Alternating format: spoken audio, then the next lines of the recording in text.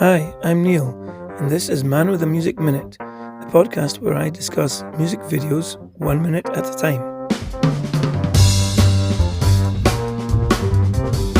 Starting with Dziga Vertov's 1929 film Man with a Movie Camera, with a soundtrack by the Cinematic Orchestra.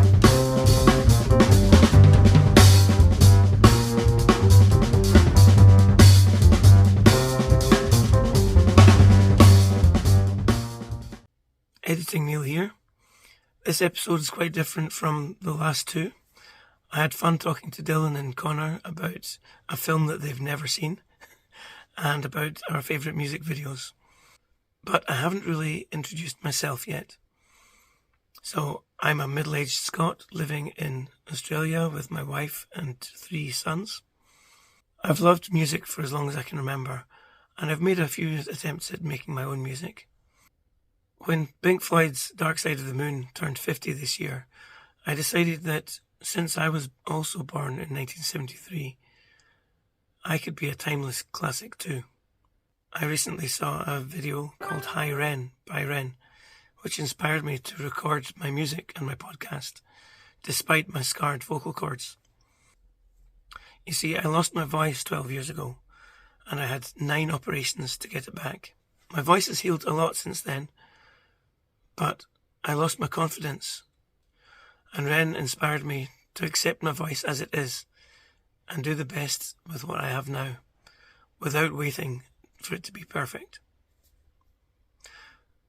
The main themes of this podcast are discovery and inspiration, and I haven't really explained why I love music videos and this film, Man with a Movie Camera, so much.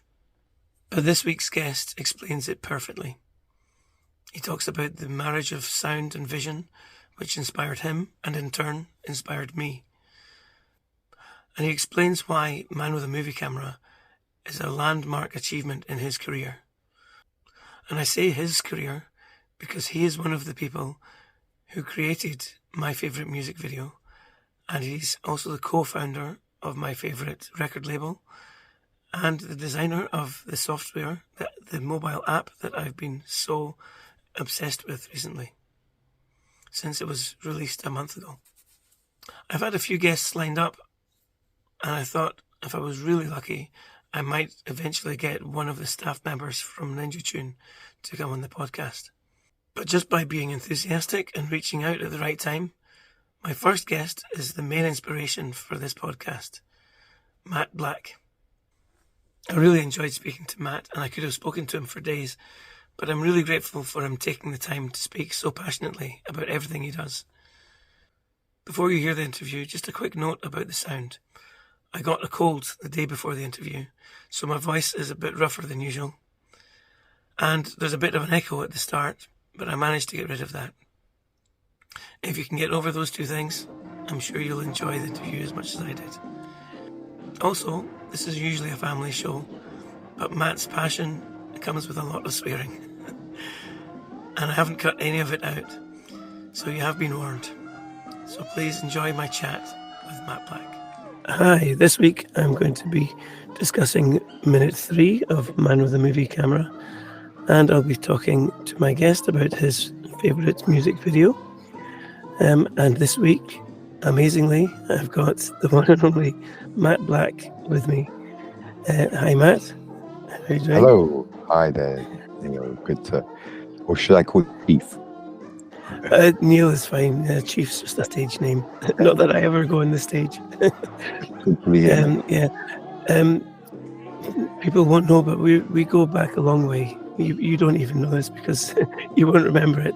But back in December 1999, I came to a gig of yours, and basically I turned up early, and you were standing there waiting for everybody to come in and just chatting to people as they arrived. And that amazed me that you were so welcoming. And I went up and chatted to you and asked you about the support act, and you were so enthusiastic about this guy, and you were telling me about everything he does with 4 decks and no headphones, and it's impressed me so much that I actually bought his cassettes, Scratch, Scratch, Scratch, Hatch, before I'd even Kid seen Koala. Kid Koala. That So it was ages. Yeah. December 99. Yeah, I bought it, and then when I saw Kid Koala performing his scratch technique, I was just amazed. My mind was blown. But then, Yeah. of course, I saw Coldcut, and I'd heard your music before, but to see you live performing like that, from my memory, I think you were on the decks, and John was doing the visuals. Would that be right? No, actually, No? in 1999, so that was around the Let's Play tour. Actually, I was doing mainly the visuals, all the audio visuals, All using right. The other way Jamm, around. Okay. and John was doing the if it's the show I'm thinking of, the audio visual show, that's the Let's Play show. Then I was using VJam, and John was using DJam, which was the audio mixer, which is the forerunner of Ninja Jam. Basically, a very similar concept, a 4-channel loop mixer where we put in all the bits from our tracks so we could remix them live. So that was the setup at that time. Right. Wow. So you were already in those days working with software and doing it all with your computers. That's right. Oh, wow. I had no idea back then, and it just blew my mind that was possible, even in '99. But yeah, I mean, back then my computer was struggling just to run the CD-ROM of Timber, because there was so many visuals coming at once. My old computer just couldn't handle it. They did struggle, you know. Actually, you know, there was EBN Act from New York that inspired us a lot, and they used to put all their stuff in like rack mount computers. So that made it very difficult for them to tour, very expensive, because that stuff's really heavy and fragile. So early on, we came across the laptop as being the best solution for it, because you could keep it in your bag, and although they're not as powerful as the rack mounts, we found we could just about squeeze enough power out of them to do these shows. And that's been a thing that we've done over the years. And not that I want to be a salesman for Dell or Apple even, but you know, the laptop's been a kind of a handy invention to have your studio. It can be an audio-visual studio and an instrument right there in your backpack. And that worked well for us for a good few years. Yeah, it's a lot easier. You don't have to have as much of an entourage bringing all your equipment with you. Well, it's also, they did involve a fair bit of wiring and so on when you get into the video mixer style part of it, and you know, a bit of circuit bending that we did to get all the circuitry. Sometimes I look at our setups from those days, the amount of cables and wiring and boxes, and think, well, actually, that was an art piece in itself. We were crazy to set this shit up every time for a show, but that was the only way we could do what we wanted to do, so we did it. Yeah. So did you always work that way around at that time? You did the visuals, and John was doing the sound. And did that change later on? We've been through various configurations of it. I think going back to, say, the last Coldcut tour, we did our 30th anniversary tour, 2017. And John and I were both using Jamm then on iPads, right? So we would swap back and forth. He would do a track and I'd do a track. And we'd do stuff on top. And then actually my partner, my wife Dinars, she was doing the visuals, and it was sort of triggered from the app, because Jamm can trigger visuals via MIDI. So we trigger visuals in Resolute, and then Dinny would mix the visuals, layer them in and put effects and stuff on top. So that was a bit of a different setup. And then over the years, we've had many different setups. We've worked with different people. One time we had a scratch DJ, Raj Panu, and then you do audio-visual scratching off a DVJ, Pioneer DVJ, and then we, of course, work with MCs like Ju Salim as well live. Yeah, John and I would find different ways to divvy it up. But all since then, that time when you saw us, Coldcut's generally always been an audio-visual show. So it proved very fruitful, this idea of taking the ideas of hip-hop and sampling and electronic music and applying them to visuals. So, you know, you could sample visuals, you could loop them, you could process them, you could layer them, you could scratch them. And that direction's kept us going for quite a while. And, you know, Timber was a good example of that, but we've taken it on in different vectors as well. Yeah. That's basically what this podcast for me is all about. Is the love of the music and image going together in such an amazing way, and Yeah. I'm hoping to explore that in all sorts of music. Good. I've actually tried to give it a name recently because it's not really legible what it is, but you could call it audio-visualism. I think something in ism is quite nice. Cubism, turntablism, you know. And I think it is a thing, and it's not just a film with some music and some images. It's about the relationship. So for me, audiovisualism is the art of audiovisual relationship. It's about creating and investigating relationships between sound and image, sound and light. Yeah, I'll start using that. So yeah, audiovisualism for the win. Let's try it. Definitely. Yeah, I might even put that in my title. Audio-visualism. Excellent. Yeah. So back in the early days, and I think about, you didn't have so much visuals. You were working with Lisa Stansfield, and you did your remix, your unofficial remix of Eric B. and Rakim.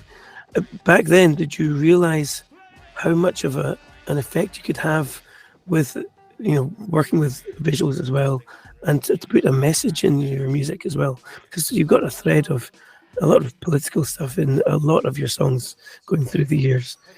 Did you realize back then it was possible? Yeah. Well, there's two questions there. I mean, the first thing, the political side, even with, say, Stop This Crazy Thing, which was a track we did with Junior Reid after People Hold On. Even People Hold On's a political song, it's social movement, people to stand up. And so we had that wanting to have some message in our music that was about the real world, and hopefully in a positive one. And also criticizing the establishment as well, and just pointing out what's wrong. So that's one thing. And then, as we got into the idea that visuals could be an effective way of, really first it was about increasing this kind of the impact of what we were doing, and also just that it was cool. We'd got into hip hop, been entranced by it, fascinated by it, got into making it, and then, as I say, taking some of those ideas and applying them to visuals, it seemed like a really cool thing to do. It really fascinated me. And I remember going to Selfridges in London and seeing the Juggler demo running on an Amiga there. And if you remember the Juggler demo bit, it was like a 3D rendered little loop of this juggler, robotic juggler on a green and yellow checkered landscape. And it was like ray traced. So you got the reflections of these of the glass balls reflecting the side. It's like, I saw that and I thought, like, wow, that means you could make a movie on your desktop. And actually, I don't want to give it away, but if you're going to ask me about my favorite video, actually, it has a reference to this story, which we'll discuss that later. Okay. Yeah, but, excellent. Atomic Dog. But we'll get into that a bit later. But around that time, so I got an Amiga. I went home and I ordered an Amiga, and I had a frame grabber, which was a simple sort of video sampler called Video Amiga. It was like 40 quid, real kind of available, accessible price. But it was very limited. You could only sample a few seconds of black and white low-res video into it, but you could have a video sampler, and then you could paint on top of it, right? So you could sample images and then start remixing and messing and mashing the images. And I got so well into this just at home. I was getting really possessed with it, and I thought, like, this is the next thing. This is taking what we've been exposed to and excited about with hip hop and electronic music, because we already had a sequencer and a little sampler then, and Coldcut was taking off. This is like 89, and started getting amongst that idea that we could take this forward with visuals in the same way we did with music. And then I met these guys, Rob Pepperell and Miles Visman, and Mixmaster Morris, my great friend and someone who's been with us since the beginning and been a great inspiration and connector of people. He introduced me to these two art students, Rob and Miles, and they were using computers to do art. So I think this is probably end of 1988. And so they got it. They were convinced that this was like the next thing in art. They'd been at Goldsmiths, I think it was, I'm not sure, at Art College in London. And I was like, yeah, I totally get this. This is in line with what I'm trying to do as well. So that we got together and we sort of formed a collaboration which became called Hex in the end. Right. That was a sort of playground for Coldcut, me and John, to work with these talented young artists, a bit younger than us, and explore and play with these ideas. So that was a big step forward, that meeting, and that was really what kind of fueled the next few years of experimentation up to the show that you saw, which Rob was very involved with, and Top Banana show game that we made with them, and the Global Chaos CD-TV, the interactive CD-ROM, other interactive audiovisual stuff that we did with them. That was all out of that collaboration, really. Yeah. Timber was, for me, was such a mind-blowing thing. I heard it first, and then when I saw where all those sounds were coming from, it just blew me away. And the idea that you could release a single back then. That Stuart was the next collaborator who came along. I met via his thing, the Ambient Club and the Big Chill connection there. That's how I met Stuart Warren Hill. And so he came down to eventually work in my studio. He had an Amiga as well, so he was on the same tip. And then I got a Mac and a Video Vision sampling board, and I was like, let's do some stuff with this. So out of that, that's how Stu took that and really ran with it, and that's how we did Natural Rhythm and Timber as well. Right. Yeah. So did Hex then become Hexstatic? There's a link there? Yeah. Yeah, basically, initially Hex was me and Rob and Miles, and then Stuart kind of joined that posse as well, and then that evolved into Hexstatic, and then kind of they formed their own identity, and I was doing more stuff with Coldcut again. But yeah, that was the posse. Excellent. So generally we go first to discuss the minute of Manuva the movie camera. So we've been talking about a lot of stuff from the past, but and I don't know the cinematic orchestra myself, but it seems that they're really interested in kind of social issues. If they've taken a film like Manuva the movie camera and put all the work into producing this music for it, they must appreciate the social stuff that's going on in that movie. You'd have to, I would love to. About that, I saw it more as an artistic thing, when I first saw it. But yeah, we'll come to that. So because it's a good thing that I'm glad we're discussing that, because that was a very significant moment on this journey as well. Yeah. Why would you say it was significant? What's significant about that? Okay, so when did it come out?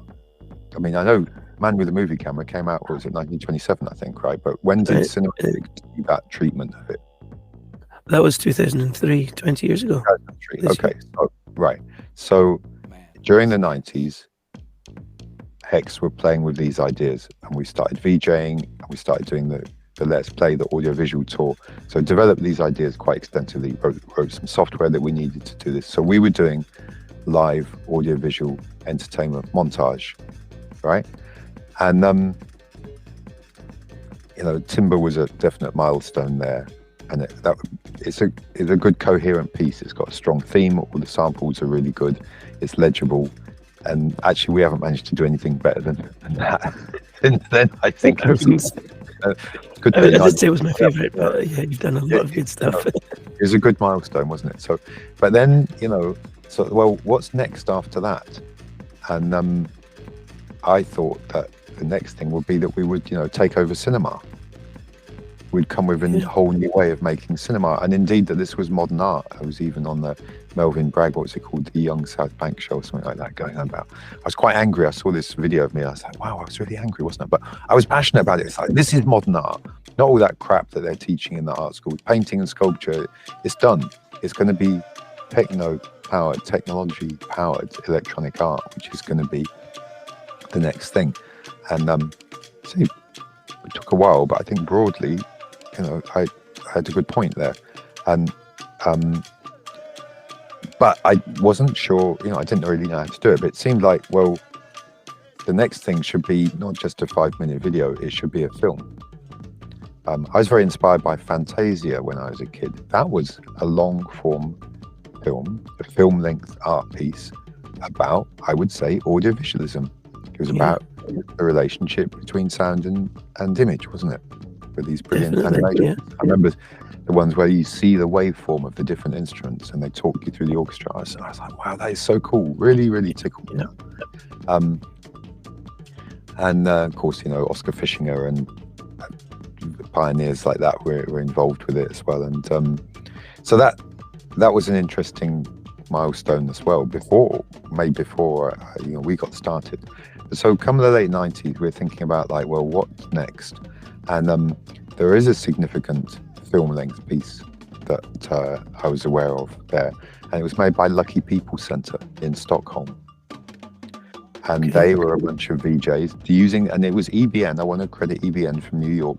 They were the first people I saw doing audiovisual cut-up in the hip-hop style. It's kind of, yeah, this is what I'm talking about. These guys are doing it. And the Lucky People Center from Stockholm were also on the tip as well. I made some great cut-ups, but then they went around the world and filmed loads of stuff and made a whole film. It was the kind of the first VJ audiovisualism film, and it had some good themes in it. It was about, you know, man is the animal that dances, is the animal that laughs. I think it's about rhythm and what does that mean for humans? Is it rhythm and dance which actually binds us together? Well, it's been shown to have been an important anthropological development, you know, as in the formation. Humans are good at forming groups and cooperating, right?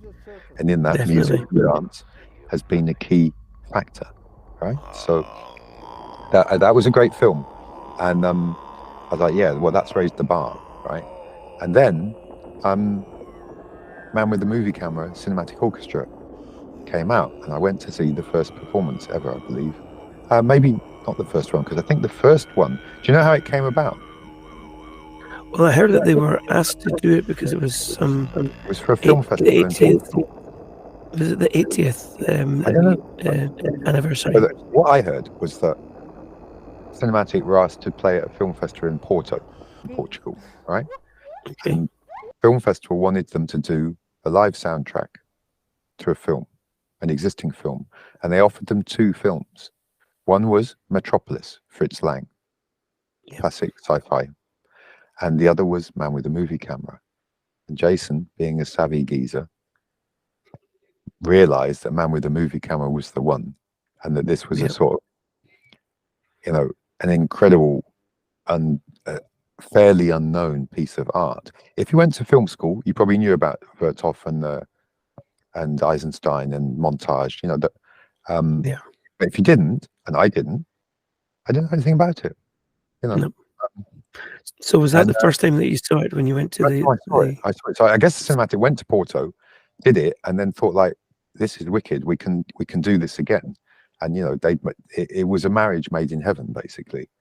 So then the first London performance, I believe, was at the Barbican.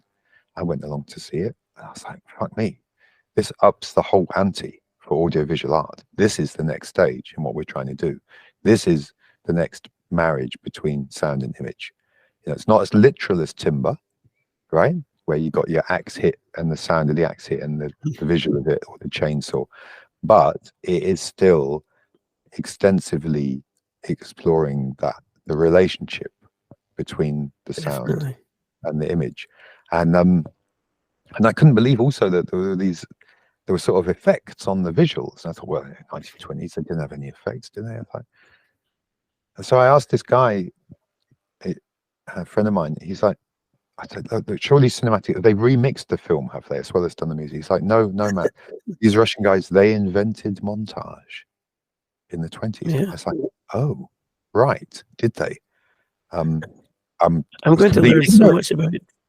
I don't know much about different techniques in movie making, but I'm going to learn so much about different effects just by watching this movie 1 minute a week, because there are just so many. It's just so full. I'm glad that I'm only doing it a minute at a time, because 1 minute could have like 20 different effects. I mean, you know, just the aesthetic of the way they filmed it. And then, you know, like I said, Timber had a good theme. Well, Man with the Movie Camera has a good theme as well. It's a day in the life of reality in the post-communist state. It's a celebration of people, of the lives of normal, real people. And and the rhythms in their lives as well, going back to rhythms, that's explicitly brought out, and you know, Cinematic cleverly enhanced that with their use of music to go with it. So I came out from that thinking like, yeah, this is up the whole ante of what we're trying to do. This shows what can be done if you take the idea of audio-visualism and montage and apply it to a film-length piece shot with quality film and with a director who really knows what they're doing, who's got a strong theme, who's got a story to tell. This raises the bar. And since then, you know, I don't feel I've managed to do anything as good as that. But you know, I've had a go on a couple of occasions. But so that was the impact of Man with a Movie Camera. And you know, it's interesting. With all respect to Jason, you know, it's quite an interesting story with Jason. Jason Swinsko was a guy working in the office at Ninja Tune, and we were a small label. And then one day he made this record with cutting some jazz samples up, and he sort of took sampling into a new territory with that. We were like, yeah, this is great. Let's put it out. We put it out, and he formed Cinematic Orchestra, and it started to take off.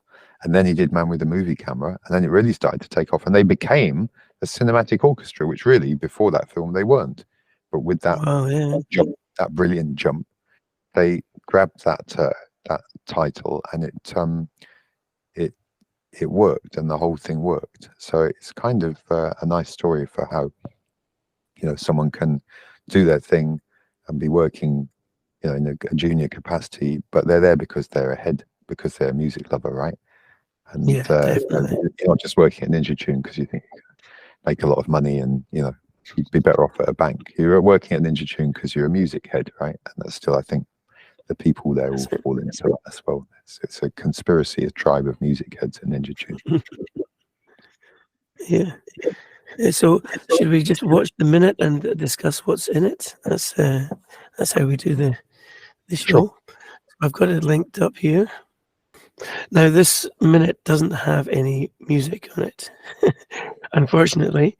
I don't know if you know why they did this, but the first 3 minutes don't have any music at all. So we're just going to watch what happens. So far, we've had some titles, and then the man with the movie camera has just walked into the cinema, and there's nobody there. It's empty.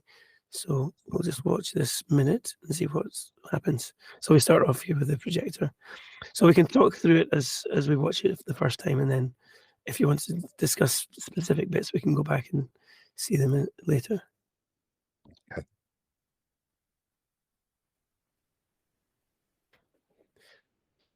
So yeah, I've been telling my kids about old film reels and, you know, how it all worked with the, you know, with a wind-on camera and the projector and everything. It's amazing how much we've moved on. People don't even recognize what it is.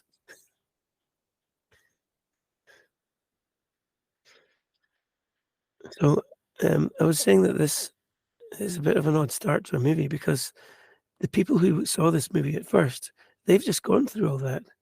They've just gone through the curtains and they found their seats. And they come and watch this film, and on the screen they've got people coming into the cinema and walking through the curtains and finding their seats. And it's a strange way to start your movie, to get your audience to relive what they've just done. There was a lot going on in that 1 minute. It was a lot of short clips. And like you were saying, it's the tempo of the thing. You could put music to that, and it would be quite fast, I would think, because there's so much going on. You've got the projector itself, then you've got the people coming in and moving about, and then you've got the animation of all the chairs. That was fascinating. Just in 1929 or whenever he made it, to actually use that kind of technique for the animation. He starts off with one row of chairs where they open up themselves, And then I he's guess got stop 3 frame, or 4 stop rows. frame animation, isn't it? Yeah, Well, it's stop about frame rhythm, animation. isn't it? You know, it's a repeated pattern. It's a visual rhythm, which is what I was mentioning earlier. There's a lot of visual rhythms in this film, and so they're there even when you don't put them to music. You know, sometimes it's nice to sort of not make it too explicit. You can hear the rhythm from seeing it, and the point that you mentioned about the audience coming in and then seeing on the screen an audience coming in, I think they might have thought actually it's us. You know, which in some senses it is. It's a mirror, and it's also feedback, isn't it? It's self-referential. So here you've got a film that's showing on the screen a film being shown. So I'm not sure what the right word is for that, but there's a sort of self-circular reference, and things like that are interesting because we find them difficult to process. It's like kind of the square root of -1, or you know, this is not a true statement, or the statement on the other side of this page is true, the statement on the other side of this page is false. You know, or you know, I've just started the sentence I'm now in the middle of, which I've just finished. So feedback. Feedback and stuff that loops back into itself are a fundamental aspect of life, consciousness, and reality. Nothing interesting happens in a system unless you have feedback. If you do have a system with feedback where the output is feeding back into the input, then you can get non-linear behavior. You can get complex behavior evolving in even quite a simple feedback system. And in music, that's something that people like Hendrix worked with using feedback as a creative effect for his guitar explorations. I've worked a lot with video feedback. So both in hardware and in software, you can take a visual processing chain, take the output, take the end of it, and feed a certain amount back into the beginning. It's all about how much you feed back in. You have to tune it. It's like with the guitar or the microphone. If you stand too near to the speaker, it just howls madly out of control. If you stand too far away, you don't get any feedback. So you have to find that sweet spot where there's a transition right at the boundary, where there's just enough feedback for something interesting to start happening, but not too much that it whites out or swamps out, right? So I'd say life is like that, actually, and consciousness is like that. It's a phase transition between states where you're on a boundary, a liminal state. Liquid water is a liminal state between ice and steam. Ice is full order, full stasis. Nothing can move, nothing interesting can happen. Steam, it's full chaos. Everything's madly buzzing around. There's no coherency, no structure. Nothing interesting can happen. It's only in the medium liminal state of liquid water where you actually have some structure and some energy, some freedom of movement, but not so much that it's instantly torn apart. And I believe that's how life has come about, that we are a phase transition between order and chaos. So I've riffed out a bit on the feedback idea, but I think I am fascinated by any type of feedback process, and I think artists, I think Vertov is referring to that in making that loop there. Yeah, it's an interesting concept. Just the using it as a mirror. I hadn't thought of that when I was talking about them coming in and seeing the same thing that they've just gone through. Yeah, there's a lot of that goes on in the movie. Just right. French. Well, it's the man with the movie camera, isn't it? He's right there in the title. Is the feedback. They ask, you know, what color is a chameleon in a box full of in a box with mirrored walls? Good question. It's a beautiful looking machine there, seeing it on screen, isn't it? You know, complexity, and like I say, with all the wires and so on and crazy setups that we used to have, you look back and you think like, well, that was mad to have to do that to get a picture on the screen. But we were driven by the desire to do something that we could imagine and then find a solution to make it happen. Introducing Jamm Pro by Coldcut and Ninja Tune. By George, even podcasts prove. Pump up the volume, pump up the volume, swipe that screen. 1, 2, 3, ha! Okay, so I keep thinking about technology and how you're using. I mean, right from the start back in '99, you're using technology to move things on. You're not just taking stuff from the past and remixing stuff from the past. You're also looking to the future to create the software that people can now use on their phones. And to me, that's like a revolution, because what was was stuck indoors, now I can go out to the park and I can be using Jamm Pro on my phone. So I think that is like a revolution that people will be. It's a free app as well, so people will be able to do so much more. I'm sure there will be a huge movement of people using Jamm Pro, and I hope so. yeah, we'll see. Yeah, go on. What's the question? Yeah, well, it's looking into the future. So it seems like you've often done that with your music. You're looking at how things could be better in the future, and what is the focus that you have at the moment for looking to the future and how life could be better for all of us. Well, yeah, that's a good segue into the activism conversation. Yeah. I mean, what we've tried to do with Jamm and with all the things we've made with the Let's Play and all the stuff that we've done is try and spread out the fun of playing with sound and vision in an electronic sound and vision. We have such a good time doing it. We enjoy it, and it's a constructive, fun thing to do. And so we wanted to spread that out and see if other people enjoyed it as well, because we know from our fans and from the scene that there is an appetite for it. So we've been working towards that. It's the democratization of art. Previously canvases and paints and Prussian blue and brushes and so on were very expensive. So art was and not to mention musical instruments, your cello and so on, because it cost a fortune, all those instruments. So it was a very restricted number of people that could have the fun of being artists and playing, being creative.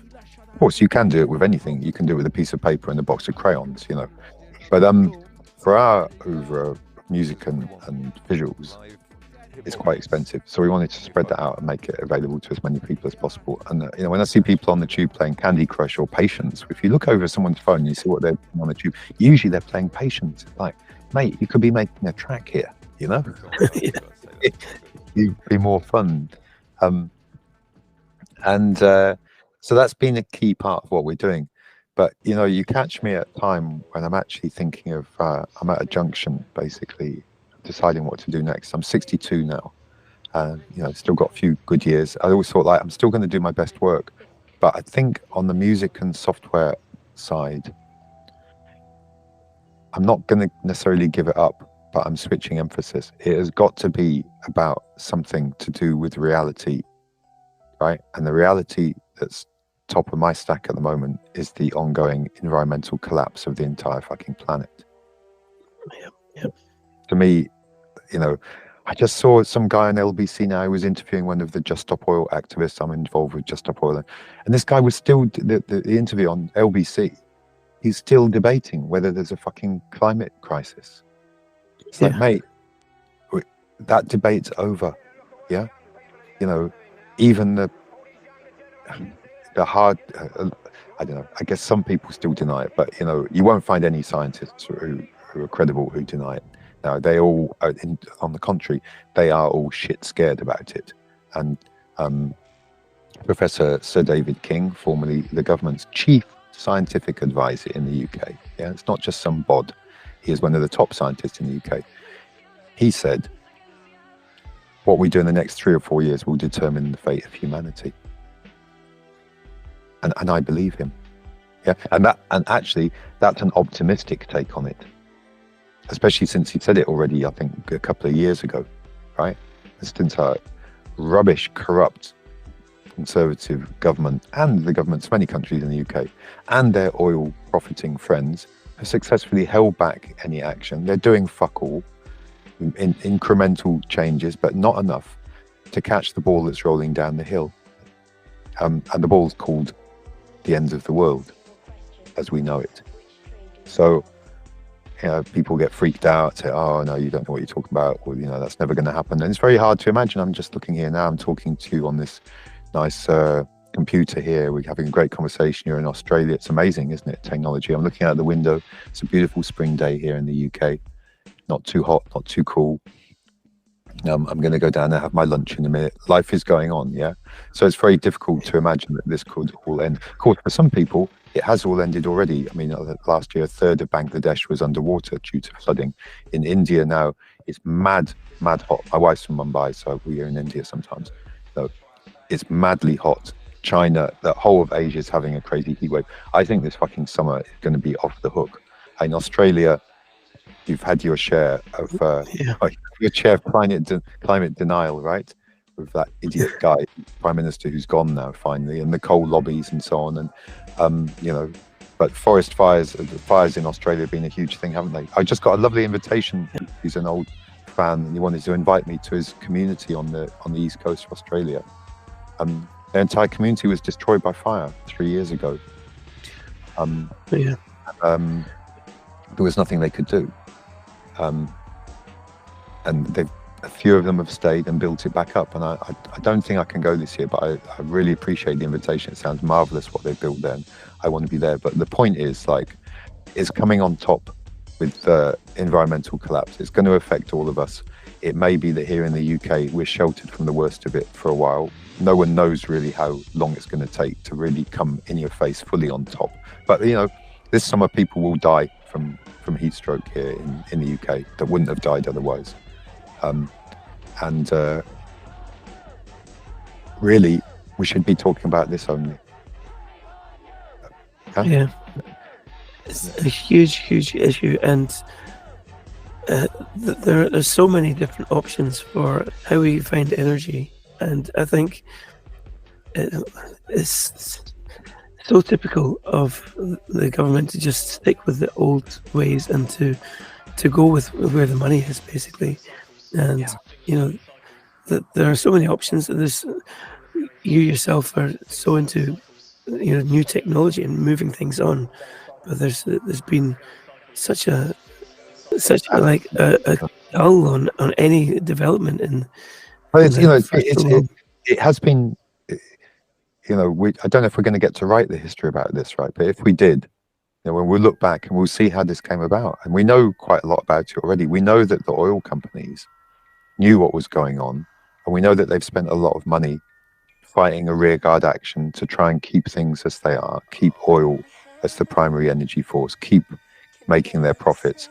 And they've spawned a massive campaign of disinformation and lies to hold that back, to hold back any positive change. And, you know, basically, if you've got to have a villain, those are the guys. The oil corporations are the ones. They've killed the planet. You know, unless we can turn it round like real quick, this is it for the next 100,000 years. They've killed the planet and made some nice profits whilst they were doing it. And we're done unless we can catch that ball that's rolling down the hill really fucking fast, and we've left it really fucking late. But the solutions have been there. They were there in the 60s. You know, renewable energy was pushed in the 60s. It was in competition with nuclear energy, and the nuclear lobby kind of broadly won. The first Porsche car in 1890 was electric. You know, a guy like this inventor in the 70s in France, he built his own solar-powered hydrogen rig and ran his Simca car off powered by hydrogen. One guy in the 70s did this. Brilliant. You know, clean energy makes hydrogen. You burn it, you get water, no pollution. It's genius. That we have the ability to get to the solutions, but you know, we really need to shit and get off the pot and start running. And the oil companies are still doing it. You know, they've just had this bonanza with its fantastic war, which has been superb for them. and has pumped up their profits. So, you know, a few years ago, when saying all oil stranded assets not looking so good, I interviewed Boris Johnson's dad, and he said the same thing: don't invest in fossil fuels because they're stranded assets. Well, that was before the war, this handy war, which has increased the price of energy and the value of oil, and given these guys a huge, never seen before bonanza, which they've brilliantly parlayed into pushing up the cost of living, and everyone else's energy bills have gone up whilst they just extract these billions in. I mean, it's the biggest. It's such a rip-off. It's such a rip-off, and we're killing the planet. I mean, it's too funny. Yeah. So I've been watching your. Sorry, mate. This is what's on my mind. Stuff, so it's on my mind. Go for it. But I've been watching your pirate TV shows that you do, and it's mainly been about Jamm Pro. But then, and I was getting into a routine of waking up at 5 o'clock in the morning to watch it. But then all of a sudden you said, "Okay, I'm stopping this for now because I'm going to this this protest." And are you going to be performing at the protest, or are you just there at, promoting it, the movement? I'm just going to go like full on into activism. Yeah. That's my plan, basically. I'm still, you know, Jamm's doing okay, but it's like now my baby's out in the world, he's walking, and if people like it, great. So it's there for the people that are paying attention and think it's fun. We've always been a niche thing. Yeah, and we've always anticipated what will come later. So I'm good. I've made my piece of art. My instrument is out there. So now it's like, what am I going to do with my time? It's got to be creative activism. And if necessary, you know, I'll be arrested and go to jail as a protest, because, you know, this is it. This is the apartheid, the civil rights, the suffragette moment of our time. This is it. Actually, it's much bigger than those, because the outcome's not just getting the vote or freedom for some people, the apartheid end regime in South Africa. It's the whole fucking fate of humanity. So this is it. So I'm just like, my question that I'm just asking myself is, what's my best use of my time now to provide what little granule of positivity and use that I can to any kind of mitigation of the worst case scenario, you know. So that's what I'm thinking about. I'm part of Just Stop Oil. That whole debate about, you know, if you block the roads and piss people off, does it actually achieve anything? It's something I think about a lot, but I believe we've got to have disruption and force the government to change policy. Power concedes nothing without a demand for power. Reasonable process of trying to get change by lobbying and democratic process is fucked. It's not happening. Otherwise, it would already have happened by now, right? So that's not an answer. And then, so we're in a desperate situation. It calls for desperate measures. So I'm all in to try and be part of any solution. And anyone listening to this, I hope you ask yourself as well, what can I do? I sampled a speech from Noam Chomsky recently. Noam Chomsky, probably the leading granddad of the left intellectual, the alternative view. And it's I chopped it over some System 7 jam beats, actually, and did this track that's a manifesto. And, you know, ask yourself the most important question right now: what can I do with the place that I am and the resources that I've got to be part of the solution? That's the most important question for us all now. And it's a sick situation, because the establishment, I don't know if it's without going full conspiracy, people are so maxed out with just trying to live their lives and survive, do their work, raise their families, you know, cost of living screwed down on a lot of people. So they don't feel they've got time to take any risks or get in the streets or do anything very much, because they're just concentrating on the survival of them and their family. And I almost feel that this has been designed, you know, to disenfranchise people so that they don't feel that they've got any power. But our tracks with Chomsky is called "You Do Have Power." Yeah. Well, we were talking about what your favorite music video is, and the first suggestion that you had was Timber, and of course I chose that last week as my favorite. So we could talk about that, but there's so many to choose from. Another one that I thought of was Panopticon, because to me that was an amazing one of our video. videos. Is that what you're asking? Yeah. One of our videos? All right. Oh no, So just for you, it's any video that I'm gonna you think is throw your in the favorite. left field one now. I'm not going to just plug my own stuff. Yeah. No, A of video course. that really blew my mind, I mentioned earlier, was Atomic Dog by George Clinton, right? Okay. So this came out like, I don't know, about 1983, 82, 83, yeah. And me and my mates, we were totally into Parliament Funkadelic and getting high and psychedelics and technology and computers, and this was just emerging then.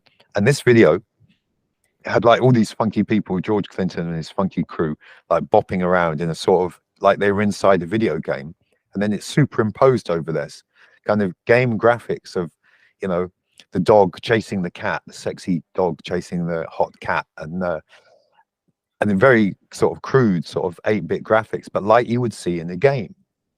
And this was before the Amiga experience. I was like, it was against like, I know how they're doing that. They're doing that on a little desktop computer. I'd already messed around with Commodore PETs and stuff like that in the 70s even. Yeah. And it's like, yeah, this guy's just using a little computer to make a pop video. I could do that. It's brilliant. So it's a combination of real world action combined with simple computer graphics. So yeah, there you go. That's what we're talking about. That's the one. Yeah.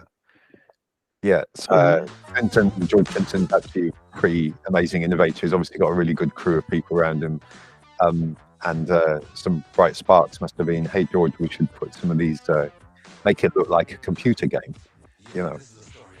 Oh wow. The animated head there, it's brilliant. So that was a big influence, and definitely fed into, there you go. Look, it looks like a video game, right? In fact, it's like they actually made a video game for their pop video, you know. Yeah. So yeah, we were pause it just now. Excellent. Wow, that is amazing. And of course, that's it never occurred to me, but that must be where Atomic Moog comes from. Is that inspired by the title? Sorry, Atomic Moog. That was John's title, actually. You'd have to ask him. But yeah, we should have done a version Solar Moog 2000, I think, or Solar Moog 3000. Got to take it on. Australia, I'm gonna have to go in a little bit much. So I'd love to chat with you more. But that's Australia deserves a good plug for some good innovation coming out of Australia. There's some great, new solar projects there. I saw some amazing students who won a competition with their solar powered car the other day from Australia as well. And you got plenty of sunshine over there, guys. So there's no energy shortage. There's only an energy consciousness shortage. Yeah. So the world receives 15,000 times the amount of energy we use every day just from the sun. Blah blah blah. We need to get it on. I don't know if we're going to be able to. Rather more difficult challenge would be how we're going to refreeze the Arctic, but I'll leave that one with you. Okay, Neil, listen, I'm going to sign off, mate. It's been a pleasure, huh? And, it's been great. Thanks very much for being my guest.